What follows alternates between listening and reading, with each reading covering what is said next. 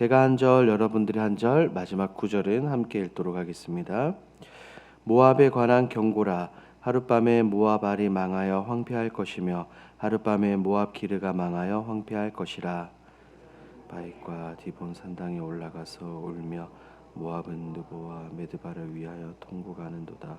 그들이 각각 머리카락을 밀고 각각 수염을 깎았으며 거리에서는 굵은 배로 몸을 동였으며 지붕과 넓은 곳에서는 각기에 통하여 심히 울며 엘르알레는 부르짖으며 그들의 소리는 야하스까지 들리니 그러므로 모압의 군사들이 크게 부르짖으며 그들의 혼이 속에서 떠나는도다.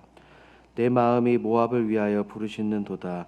그 피난민들은 소알과 에글라 슬리시아에까지 이르고 울며 루힛 비탈길로 올라가며 호로나임 길에서 패망을 울부짖으니 니물이 물이 마르고 불이 시들었으며 열한 풀이 말라 청청한 것이 없음이로다. 그러므로 그들이 얻은 재물과 쌓았던 것을 가지고 보드나무 시내를 건너리니 이는 곡성이 모압 사방에 둘렀고 슬피 울부짖음이 에글라임에 이르며 부르짖음이 부에렐림에 이치며. 함께 읽습니다. 디몬 물에는 피가 가득함이로다. 그럴지라도 내가 디몬의 재앙을 더 내리되 모압에도 도패한 자와 그 땅에 남은 자에게 사자를 보내니라. 아멘. 오늘 본문은 모압의 멸망에 대한 말씀입니다. 이스라엘과 가까운 나라였던 모압은 하룻밤에 한순간에 망하게 되는 것을 본문을 통해 볼 수 있습니다. 그들에게는 과연 어떤 일이 있었을까요? 그리고 우리는 이 모압의 멸망을 모습을 보며 우리는 무엇을 깨달을 수 있을까요? 오늘 본문을 통해 함께 살펴보도록 하겠습니다. 내용 관찰 1번입니다. 모압을 향한 하나님의 심판은 얼마나 광범위하게 나타납니까? 우리가 읽은 말씀을 보니 모압 알과 기르가 폐허가 됩니다. 이 표현은 모압의 북에서 남까지 모압 전역이 완전히 멸망하는 것을 의미합니다. 모압은 어떤 나라를 통해서 멸망된다라고 본문을 명확하게 말하고 있지는 않지만 우리가 1절에서 알 수 있는 것처럼 1절에서 두 번 반복하는 것처럼 하룻밤에 그들이 멸망하는 것을 볼 수 있습니다.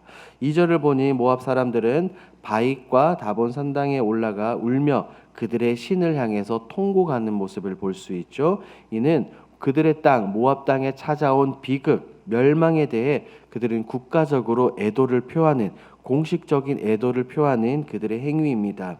그들이 울면서 재앙을 극복해보자 하는 의지가 담겨 있지만 우리가 아는 것처럼 우상은 그들을 절대로 지켜주고 막아줄 수 없습니다. 지금 그들은 하나님께서 그들을 심판하고 계시기 때문입니다. 모압 북에서부터 남까지 모압 전역 가운데 울음, 아픔, 폐허가 있음을 우리는 볼 수 있습니다. 2번을 함께 보겠습니다. 이사야는 모압의 심판을 예언하며 어떤 심정을 토로합니까? 이 예언은 이사야가 하나님께 말씀을 받아 선포한 것입니다. 그런데 5절 말씀을 보니 약간 의문이 듭니다. 이사야는 이렇게 말하죠. 내 마음이 모압을 위하여 부르짖는도다라고 말입니다. 이 표현에서 모압의 멸망에 대한 이사야의 안타까운 마음을 우리는 읽을 수 있습니다. 모압이 망하고 백성들이 피난하는 것을 보며 이사야는 웃고 즐기는 것이 아니라 그들을 아파하고 그들을 긍휼히 여기는 모습을 볼 수 있습니다. 모압은 하나님으로부터 심판을 받았지만 그들을 외면하지 않는 이사야의 모습을 볼 수 있죠. 여기서 조금 의문이 듭니다. 이사야는 왜 모압의 이 멸망을 아파하고 있을까요? 연구와 묵상에서 살펴보겠습니다. 3번입니다. 심판받는 모압을 향한 이사야의 마음이 슬픈 이유는 무엇입니까? 모압은 비록 이스라엘을 괴롭힌 나라입니다. 하지만 역사를 거슬러 올라가 보면 이스라엘과 뗄래야 뗄 수 없는 나라입니다. 가까운 혈통이죠. 아브라함의 조카 이 롯의 딸이 낳은 아들이기 때문입니다. 그렇기 때문에 비록 그들이 멸망은 당하기는 하지만 심판을 당하지만 안타까운 마음을 가지고 있는 이사야의 모습을 우리는 엿볼 수 있습니다. 모압이 그냥 망하는 것이 아닙니다. 하룻밤에 망하고 기근으로 망하고 남김없이 모든 것이 다 망하게 되었습니다. 비슷한 혈통이며 근거리에 있던 나라가 망하는 모습을 보니 어찌 마음이 아프지 않을 수 있겠냐는 거예요. 왜? 그들의 모습이 곧 우리의 미래의 모습이 될 수도 있다라고 이사야는 생각하기 때문입니다. 이런 모압의 멸망과 이사야의 모습을 보며 우리는 무엇을 느낄 수 있으며 아니 무엇을 반드시 느껴야 될까요? 4번 느낀 점으로 가보겠습니다. 이스라엘과 무척 가까운 모압이 예외 없이 심판받는 것을 보며 무엇을 느낍니까? 때때로 이스라엘을 괴롭히고 억압했던 모압이지만 결국 망하게 됩니다.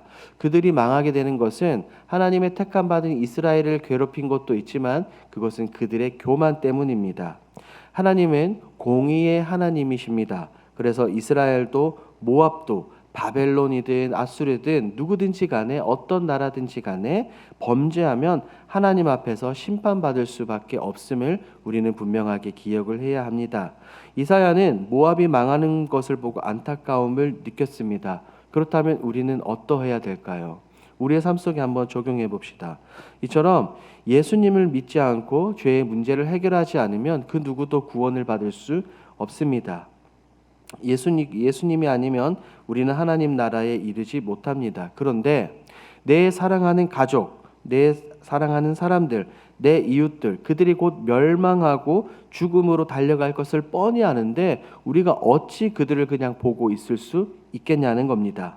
그들을 향해, 내 가족들을 향해 이사야와 같은 마음을 가지고 있어야 될 줄 믿습니다. 아니, 이사야보다 더 뜨거운 마음, 더 간절한 마음으로 믿지 않는 내 가족과 이웃들에게 예수 그리스도, 이 복음을 전해야 합니다.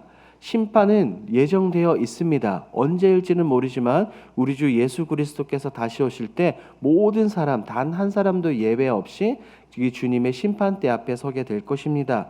그러므로 우리는 후회하지 않도록 복음을 전달해야 될 사명을 가지고 있는 줄 믿습니다. 5번을 보도록 하겠습니다. 나와 가까운 사람을 전도하다가 포기했던 경험이 있다면 언제입니까? 굉장히 많은 사람들이 자신들과 가까운 사람들을 전도하다가 포기하는 경우들이 너무나 많습니다. 그렇죠. 전도는 쉽지 않습니다. 특히 가장 가까운 나와 함께 살아가는 내 가족들에게 복음을 전하고 그들을 교회 자리로 이끄는 것이 쉽지는 않습니다. 제가 아는 한 권사님은 결혼할 때 믿지 않는 분과 결혼을 했습니다. 그래서 결혼 후에도 굉장히 많은 핍박을 받았습니다. 엄청난 핍박을 받으며 견디며 희생하는 마음으로 그들을 섬겼습니다. 수십 년이 지나고 어떻게 되었을까요? 그 권사님의 희생과 눈물, 고통, 그 기도로 섬김으로 인해서 모든 가족들이 예수님을 믿게 되었습니다. 그 권사님은 목숨 걸고 남편과 그의 자녀들, 그 모든 친족들을 위해서 기도하셨죠. 우리는 가장 가까운 가족에게 복음 전하기를 꺼려합니다. 왜죠? 불편하다는 거예요. 나중에 시간이 지나면 알아서 나오겠지라고 생각을 하기도 합니다. 하지만 그것은 쉽지 않습니다. 만약 진짜 내 가족을 사랑한다면 우리는 끊임없이 복음을 전해야 될 줄 믿습니다. 왜냐하면 예수님을 믿지 않으면 소망이 없기 때문입니다. 가짜 약장수들도 가짜를 진짜처럼 판매하고 있는 이 시대에 진짜 진리를 가지고 있는 우리는 왜 사람들에게 당당하게 선포하지 못하는 것입니까? 여러분, 포기하지 마십시오. 내 가족들, 내 이웃을 사랑한다면 절대로 포기하지 않아야 됩니다. 주님도 우리를 끝까지 사랑하신 것처럼 끝까지 포기하지 마시고 복음을 붙드시고 복음을 전달하시기를 주님의 이름으로 축복합니다. 5-1번입니다. 사랑과 공의의 하나님을 기억하며 후회가 남지 않도록 구원의 은혜를 꼭 전할 사람에게 오늘 무엇을 실천하시겠습니까? 혼자서는 힘이 들죠. 하지만 함께 기도하면 힘이 조금 덜 듭니다. 우리가 이미 지난 주일 광고를 통해서 살펴본 것처럼 우리가 11월에 새생명 축제를 하게 됩니다. 특히 이번에는 불신자들이 아니라 여러분들의 가족, 믿지 않는 가족들을 초청하게 됩니다. 아주 좋은 초대의 시간입니다. 혹여나 그동안 미뤄왔던 가족들의 이 복음, 가족들의 구원을 이번에는 힘써 노력해야 될 줄 믿습니다. 첫 번째, 작정하십시오. 교회에서 나눠드린 이 기도 카드를 적어서 제출하시고 소중히 여기며 품에 안고 날마다 그 가족들의 이름을 붙들고 기도하십시오. 지금까지 기도해 오셨지만 지금까지 했던 것보다 훨씬 더 간절한 마음으로 열망으로 강력하게 기도하십시오. 두 번째는 섬기십시오. 사람들은 교회 예배당에 앉아서 목사님을 통해 말씀을 통해 예수님의 모습을 알기도 하지만 우리들의 모습을 통해 교회와 하나님 나라에 대해서 바라봅니다. 내가 예수님을 믿으면서 본을 보이지 못하면 그들은 절대로 예수님을 하나님을 믿지 않습니다. 교회로 나오지 않습니다. 오히려 더 반감을 가지게 될 것입니다.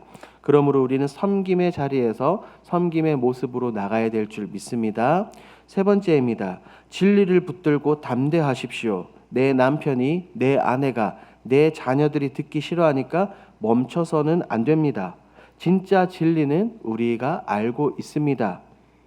죄라는 독사에 물린 사람들을 해독하는 해독제를 우리는 알고 있죠. 죄의 문제를 해결할 수 있는 분은 오직 예수 그리스도밖에 없는 줄 믿습니다. 그러므로 우리는 내 사랑하는 사람들에게 담대하게 예수님을 소개해야 됩니다. 담대함을 가지고 선포하십시오. 그럴 때 성령 하나님께서 그들의 마음을 움직여 주시고 그들의 발걸음을 이곳 예배당, 교회로 옮겨 주실 줄 믿습니다. 이와 같은 확신을 가지고 후회하지 않도록 복음을 전하시는 저와 여러분들이 되길 주님의 이름으로 축복합니다. 그리하여서 이사와 같은 마음을 가지고 늘 오늘 이 새벽에도 가족들을 위해서, 내 이웃들을 위해서 기도하시기를 소망합니다. 이 시간 함께 기도하겠습니다.